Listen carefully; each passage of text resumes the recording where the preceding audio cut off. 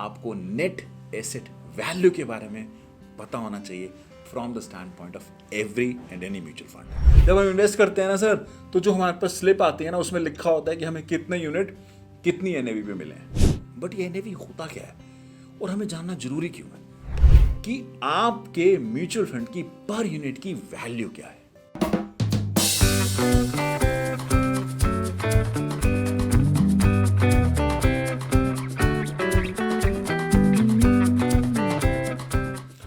अरे sir, Sunday morning suit boot पहन के कहाँ चल दिए सर? अरे यार, दुखती रग पे हाथ नहीं रखने का है। पहले इतना इतना कष्ट लग रहा है ना संडे को सुबह उठ के तैयार होके जाने का, I can't even tell you. But मजबूरी है बॉस, जब वाइफ के यहाँ कोई फंक्शन होता है ना, तो किसी को भी तैयार होना पड़ता है और किसी भी दिन तैयार होना पड़ता है और किसी भी समय जाना पड़ता है। तो you can't really have a choice over there, and that is what my situation is. आज तो जाना ही पड़ेगा, कुछ चारा है ही नहीं। बट जाने से पहले मैंने एक चीज़ वाइफ को बिल्कुल क्लियर कर दी। मैंने कहा चाहे दुनिया इधर की उधर हो जाए बॉस, एक चीज़ तो मुझे करनी करनी है, और वो ये कि मुझे संडे एक्सप्रेस मिस नहीं करना है। I have to be here and talk on one another topic that would make your Sunday very fulfilling. मेरी तो जो पिलाई होनी है आज होनी है, but it should really help you in terms of making your Sunday. इसीलिए आज मैं प्रोस्पेक्टिव इन्वेस्टर्स और उन इन्वेस्टर्स के लिए जो पैसा निकालना चाहते हैं, उनके लिए एक कॉन्सेप्ट, एक चीज़ जो बताना चाहता हूँ, जो आप सबको पता होना चाहिए, वो होना चाहिए आपको नेट एसेट वैल्यू के बारे में पता होना चाहिए from the stand point of every and any mutual fund. Sir net asset value, sir ये तो सुना लगता है सर, ये तो सुना हुआ है, पक्का से सुना हुआ है सर।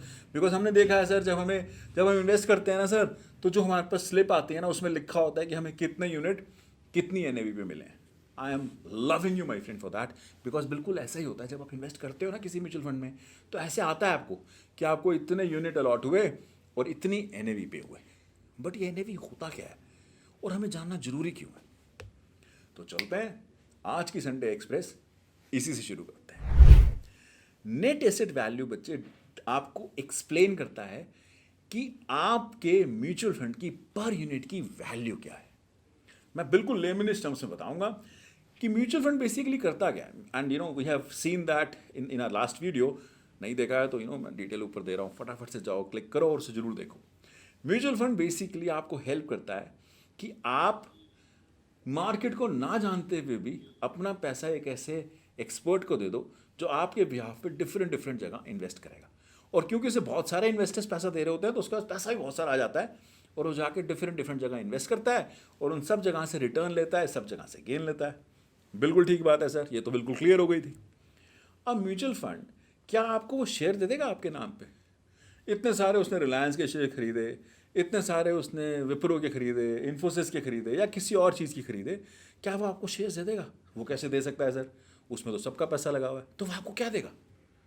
आपको देगा बेटे वो यूनिट्स। हर म्यूचुअल फंड ना यूनिट्स देता है। आपको यूनिट्स मिलेंगे कि आपने जितने पैसे डाले उसके हिसाब से आपके कितने यूनिट बनते हैं और किस वैल्यू पे बनते हैं। उस वैल्यू को नेट एसेट वैल्यू कहते हैं। ये बेसिकली हेल्प करता है आपको टू अंडरस्टैंड कि आपने कितने पैसे पे इन्वेस्ट किया है। जनरली क्या होता है, अगर म्यूचुअल फंड पहली बार मार्केट में आया ना, पहली बार पैसा ले रहा है, पहली बार इन्वेस्टमेंट मांग रहा है, तो वो अपना एनएवी ना फिक्स रखता है, जनरली 10 रुपये का रखता है। तो आप लेट से आपने 10,000 रुपये डाले, तो 10,000 के लिए आपको 1,000 यूनिट मिल जाएंगे 10 रुपये के हिसाब से। अनलेस एंड अनटिल कुछ पैसा अगर काटेगा तो काटेगा, बट जनरली आपको 1,000 यूनिट मिल जाएंगे 10 रुपये के हिसाब से। जैसे जैसे म्यूचुअल फंड आगे बढ़ता जाएगा, ये जो 10 रुपये है ना, ये ऊपर या नीचे होते जाएंगे डिपेंडिंग अपॉन म्यूचुअल फंड ने जहाँ पैसा इन्वेस्ट किया है वहाँ से उसको गेन हो रहा है या लॉस। उसका जो मार्केट प्राइस है, जिस सिक्योरिटी में उसने पैसा लगाया है, वो बढ़ रहा है या वो घट रहा है। अगर वो बढ़ रहा है तो म्यूचुअल फंड की एसेट बढ़ती जाएंगी और आपके यूनिट की प्राइस भी बढ़ती ही जाएगी। बट अगर जहां उसने पैसा लगाया वो धड़ाम से गिर गया, अगर गिर गया भाई, तो तैयार हो जाना, आपके यूनिट की प्राइस भी घटने वाली है। इसको हम इफेक्टिवली कह सकते हैं, again now I am getting technical, कि ये डिपिक्ट करता है आपके म्यूचुअल फंड की वैल्यू को। ये डिपिक्ट करता है per unit value of a mutual fund कि वो इफेक्टिवली कैसा कर रहा है। जिसमें ऐसा भी कह सकता हूँ, ये नेट एसेट को डिमॉन्स्ट्रेट करता है of any and every mutual fund. ये होता है बच्चे नेट एसेट वैल्यू। इसका ना एक और भी पर्सपेक्टिव है जो शायद आपको हेल्प करेगा कि अगर आपको पता होता है ना कि ये म्यूचुअल फंड का नेट एसेट वैल्यू लेट से 10 रुपये है और 2 साल बाद 15 है और 3 साल बाद 20 है और चौथे साल 25 है, तो आपको दिख रहा होता है कि ये जो फंड मैनेजर है ना, ये इतना स्मार्ट है कि ये इतना अच्छा इन्वेस्ट कर रहा है कि इफेक्टिवली मेरे को गेन ही मिल रहा है over a period of time.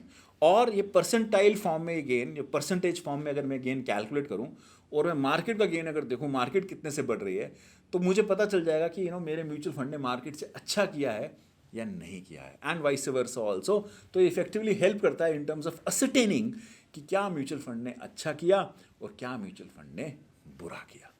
बिल्कुल ठीक है सर, ये बिल्कुल चीज़ क्लियर हो जाती है सर। बट हमें अगर थोड़ा सा और अंदर जाना हो और समझना हो कि सर नेट एसेट वैल्यू एक म्यूचुअल फंड कंप्यूट कैसे करता है, तो उसको कैसे देखेंगे। बिल्कुल ठीक है, मैंने एक्चुअली में ना इसके लिए ना एक एग्जाम्पल निकाला था जो मुझे लगा which will very relevant and which will help us in understanding कि एक्चुअली में एनएवी होता क्या है और इसे कंप्यूट ये कंपनीज या ये म्यूचुअल फंड्स कैसे करते होंगे। इसके लिए ना हम एक अच्छा सा एग्जाम्पल ले लेते हैं और फटाफट से पहले कॉफ़ी उठा लेते हैं, एक सिप ले लेते हैं ताकि एग्जाम्पल और अच्छे से समझ में आए हमें। लेट से बच्चे हमारा म्यूचुअल फंड है और उस म्यूचुअल फंड ने ना, just taking an example, 3 share में इन्वेस्ट किया। लेट से उसने रिलायंस में इन्वेस्ट किया। मैं एग्जाम्पल लेता हूँ, रिलायंस में उसने 100 शेयर लिए और 2000 रुपये का एक शेयर था। मैं सिर्फ एग्जाम्पल ले रहा हूँ, मैं ये नहीं कह रहा हूँ एक्चुअल प्राइस क्या है, हो सकता है डिफरेंट हो, बट इस बारे के लिए एग्जाम्पल ले लेते हैं। दूसरा शेयर उसने लगाया, लेट से उसने लगाया विप्रो में पैसा। ये विप्रो ना मेरे बड़े दिल के बड़ा क्लोज है, इतने साल काम किया ना तो दिल के बहुत क्लोज रहता है, तो मेरे हर एग्जाम्पल में विप्रो नज़र आ ही जाएगा। तो लेट से विप्रो में उसने 500 शेयर लिए और उस समय जो प्राइस था वो 500 रुपये ही था। बिल्कुल ठीक है सर। तीसरा शेयर लेट से उसने L&T फाइनेंस का लिया, one of my favourite. L&T finance में उसने 100 शेयर लिए और प्राइस जो है ना लेट से 200 रुपये का ही था। ठीक है सर। अब मेरे पास रिलायंस के 100 शेयर हैं 2000 रुपये के हिसाब से, तो मेरा मार्केट प्राइस क्या हुआ सर? 2 लाख रुपये। Wow, very good, I am really loving you for that. अब विप्रो में मेरे पास 500 शेयर हैं 500 रुपये के हिसाब से, कितने पैसे हो गए सर? 2.5 लाख रुपये। ओ माय गॉड, क्या कैलकुलेशन करता है हमारा लड़का। अब बात करते हैं L&T फाइनेंस में। L&T फाइनेंस के मेरे पास 100 शेयर थे 200 रुपये के हिसाब से, कितने पैसे हो गए सर? 20,000 रुपये। बिल्कुल ठीक है। अब आपके म्यूचुअल फंड में ना लेट से इतने ही पैसे लगे और ये इसने यहाँ जाके इन्वेस्ट कर दिए। इसका अगर मैं टोटल करूँ ना, रिलायंस का, विप्रो का, L&T का, तो टोटल कितना बनेगा सर? 2 लाख प्लस 2,50,000 प्लस 20,000, यानी कि 4,70,000 रुपये बनेंगे। बिल्कुल ठीक है, एक्सेलेंट। अब इस म्यूचुअल फंड के पास ना कुछ कैश पड़ा भी हुआ है कि कुछ पैसा ऐसा था जो उसने इन्वेस्ट नहीं किया। ठीक है सर, बिल्कुल ठीक है। तो उस कैश को भी ना हम इसमें ऐड कर देते हैं, बिकॉज एक्चुअली मेरा वो इतना पैसा तो है ना म्यूचुअल फंड के पास। तो लेट से वो कैश है 30,000 रुपीज़ का, तो 4,70,000 प्लस 30, 5 लाख रुपए का इसके पास एसेट या कैश पड़ा हुआ है। बिल्कुल ठीक है सर, बिल्कुल क्लियर हो गया सर, कोई प्रॉब्लम नहीं है। अब इस म्यूचुअल फंड के ना कुछ लाइबिलिटीज़ भी हैं और कुछ लेट से एक्सपेंसेस भी हैं, कुछ मैनेजमेंट फंड एक्सपेंसेस होंगे या कुछ और लाइबिलिटीज़ होंगी। लेट से वो माइनस कर लेते हैं। लेट से वो टेकिंग एन एग्जाम्पल लेट से 20,000 रुपीज़ की है, तो 5 लाख में से 20,000 निकाल देते हैं, 4,80,000 की नेट एसेट रहेगी इस म्यूचुअल फंड के पास। बिल्कुल ठीक है सर। और इस म्यूचुअल फंड ने जो नंबर ऑफ यूनिट्स मार्केट में सर्कुलेट किए ना, लेट से वो 1000 है। तो नैव निकालने के लिए, एनएवी निकालने के लिए वो नेट एसेट को ना डिवाइड कर देता है नंबर ऑफ यूनिट से। वो 4,80,000 को ना 1000 से डिवाइड करेगा, क्या क्या 480 रुपीज़। ये 480 रुपीज़ की नेट एसेट वैल्यू है। Effectively, I mean, again, I can explain you in the technical terms. Net asset value is equivalent to the net asset of the mutual fund plus the cash minus the expenses minus the liabilities divided by the number of units of the mutual fund. That is what the NAV is all about. ऐसे भी समझा सकते हैं और हम example से भी समझ सकते हैं, बट एग्जाम्पल से तो सर बिल्कुल क्लियर हो गया। बिल्कुल ठीक, ऐसे निकाली जाती है बच्चे नेट एसेट वैल्यू, और ऐसे इफेक्टिवली आपकी नेट एसेट वैल्यू आप तक पहुंचती है, जो आपको हर इन्वेस्टमेंट में नजर आती है। बिकॉज जब भी इन्वेस्ट करते हो तो किसी एक पर्टिकुलर नैव पे आपको यूनिट्स देता है और वो यूनिट्स आपको इफेक्टिवली उस प्राइसिंग पे मिले होते हैं और फिर गेन ऑन लॉस तो आगे देखा जाएगा जो होगा। अब इस एग्जाम्पल में अगर मैं रिलायंस का प्राइस ऊपर नीचे करूं या विप्रो का प्राइस ऊपर नीचे करूं या L&T फाइनेंस को प्राइस ऊपर नीचे करूं तो मेरे पर यूनिट नैव चेंज हो जाएगी, मेरे पर यूनिट नैव की प्राइसिंग बदल जाएगी and that is where mutual fund are always subject to market risk because उनका एक्सपोजर शेयर्स या यूनिट्स या बॉन्ड्स कहीं भी होता है जो अगर ऊपर नीचे होते हैं तो मेरी नैव चेंज होती है और इससे आपकी इन्वेस्टमेंट की वैल्यू चेंज होती है। Is that clear? Yes sir, that is what I really wanted you to have in your mind when it comes to NAV. NAV एक बड़ा ही सिंपल कॉन्सेप्ट है बट टेक्निकल टर्म में समझोगे तो थोड़ा डिफिकल्ट लगेगा, आसानी से समझेंगे तो थोड़ा सा आसान हो जाएगा, समझदारी से समझेंगे और लेमनिस्ट वे में समझेंगे तो शायद हमारे अंदर समा भी जाएगा। बिल्कुल ठीक है सर। एक चीज़ जो मैं आपको नेट एसेट वैल्यू के बारे में बताना चाहता हूँ which is very important for the investors जो सोच रहे हैं इसमें इन्वेस्ट करना या इससे पैसे निकालना। एनएवी आप जब भी देखोगे ना आपको किसी दिन के लास्ट टाइम की नज़र आएगी, यानी कि दिन के आखिर में नज़र आएगी।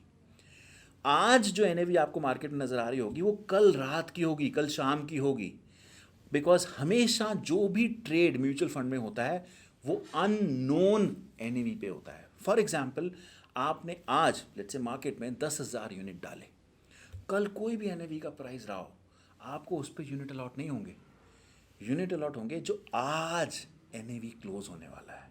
ऐसे ही जब आप बेचते हो तो कल के एनएवी पे प्राइस नहीं बिकेगा, आज जो एनएवी क्लोज होने वाला है उस पे आपके यूनिट सेल होंगे।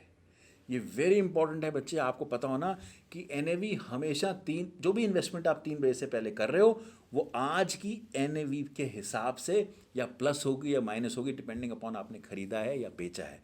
अगर 3 बजे के बाद की ट्रांजैक्शन है तो वो कल के एनएवी पे आएगी भाई।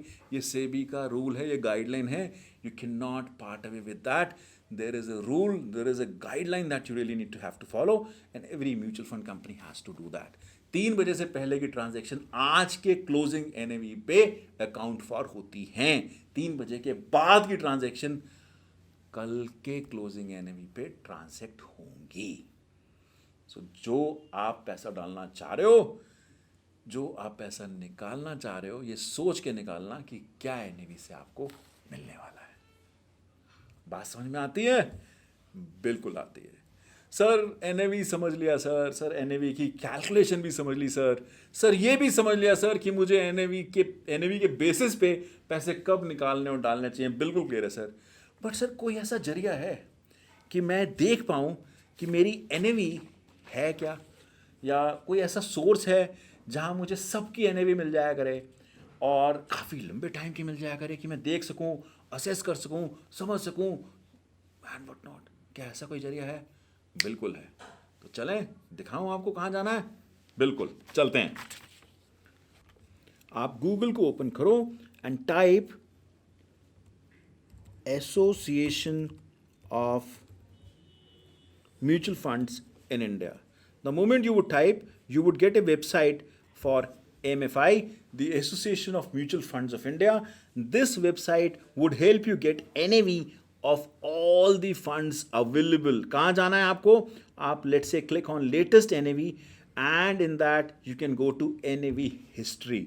The moment you would go over there, he will give you an option to now select the mutual fund. Let's say आप select करते हो, I'm just taking an example, आप select कुछ भी कर लेना. For now let's say select Axis Mutual Fund select किया, scheme का नाम हमने ढूंढा, let's say कौन सा लूँ. Let's say मैंने आर्बिट्राज फंड ले लिया एक्सिस बैंक का, मैंने NAV ले ली let's say 1 अप्रैल 2022 से ले लेता हूँ. चलो थोड़ा जल्दी चलते हैं, थोड़ा पुराना लेंगे तो पता भी चलेगा कि कितना पुराना तक डेटा हमें दे देता है. एक टाइम पे ना ये 5 साल का डेटा आपको दिखा देता है. अगर आपको देखना हो, the moment you will go and click on go, ये आपको पूरी NAV दिखा देगा right from 1 April 2022. It started on 1st April 2022 from 16.19 and then it has moved on from that date. आज की डेट में अगर बात करें क्या वैल्यू है, I am going down and so on and so fourth. ये आपको वैल्यू दिखाता जाएगा जैसे जैसे टाइम बीत रहा है। You would get to see all the values that are available of this particular mutual fund. Remember, you can check out for any and every fund. You can also download this. आप download कर सकते हो report and you can open up the report to just give you a perspective as to what that is. This would help you in terms of knowing कि asset value क्या रही है in specific dates के ऊपर. This is something that you can really carry and have it with you very handy if you want to assess any mutual fund. Remember, my friend, knowing the NAV certainly helps you take the right decision. The more you would know that, the better decision you can take for yourself.